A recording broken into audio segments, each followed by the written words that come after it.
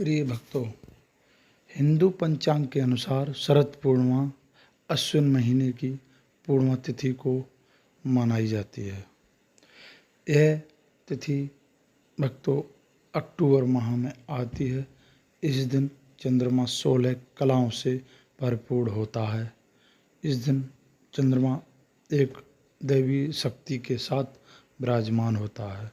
भक्तों, इस दिन चंद्रमा की कुछ विशेषताएं मानी जाती हैं, जैसे कि इस दिन चंद्रमा अमृत बरसाता है। उसकी किरणों में औषधीय गुण होते हैं जो शरीर और मन को शांत करते हैं, और धन और स्वास्थ्य की कामना भी इस दिन लोग करते हैं।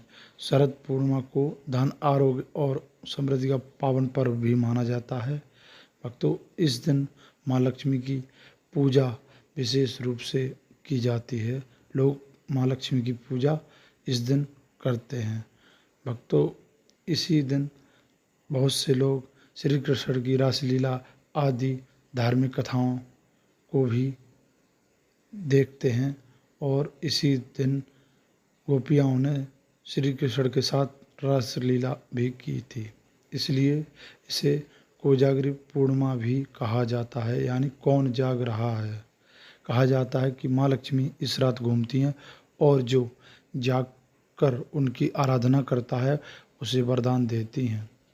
भक्तों, इसके साथ ही हम आपको बता दें, शरद पूर्णिमा के दिन खीर का भी एक विशेष महत्व होता है।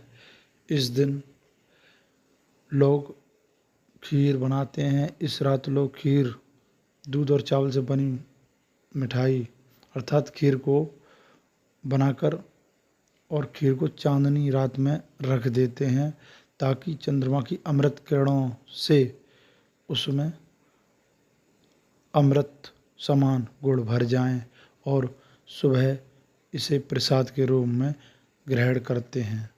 इससे चंद्रमा की किरणें खीर में प्रवेश करती हैं और उसमें चंद्रमा की किरणों के द्वारा दैवीय शक्ति का आवाहन हो जाता है।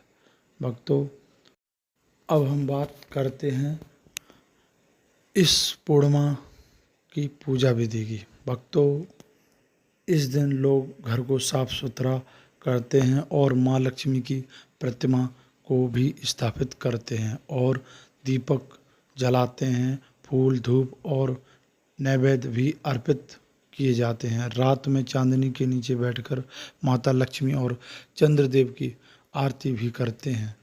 भक्तों, इस दिन पूरी रात जागरण या भजन कीर्तन भी किया जाता है और सुबह चांदनी में रखी खीर को सभी परिवारजन प्रसाद के रूप में ग्रहण करते हैं। भक्तों, इस पूर्णिमा के अन्य नाम भी होते हैं, जैसे कोजागरी पूर्णिमा, कौमुदी पूर्णिमा, रास पूर्णिमा। यह सब शरद पूर्णिमा के ही नाम हैं। भक्तों, यदि हम बात करें वैज्ञानिक दृष्टिकोण से, तो वैज्ञानिकों की दृष्टि के अनुसार इस दिन आकाश सबसे अधिक स्वच्छ और वातावरण शुद्ध होता है। चंद्रमा की किरणों से विटामिन डी और शांत ऊर्जा भी प्राप्त होती है। इस दिन खीर में मौजूद दूध और चावल के पोषक तत्व चांदनी के प्रभाव से और भी लाभदायक हो जाते हैं, ऐसा वैज्ञानिकों का मानना है। भक्तों, अब हम बात करते हैं शरद पूर्णिमा की पूजा विधि की। भक्तों, शरद पूर्णिमा के दिन सुबह स्नान करके सफ़ेद वस्त्र धारण करना चाहिए। घर को साफ करें और पूजा स्थान पर माँ लक्ष्मी एवं भगवान विष्णु की प्रतिमा स्थापित करें। एक साफ चौकी पर सफ़ेद कपड़ा बिछाकर मूर्तियों या चित्रों को रखें।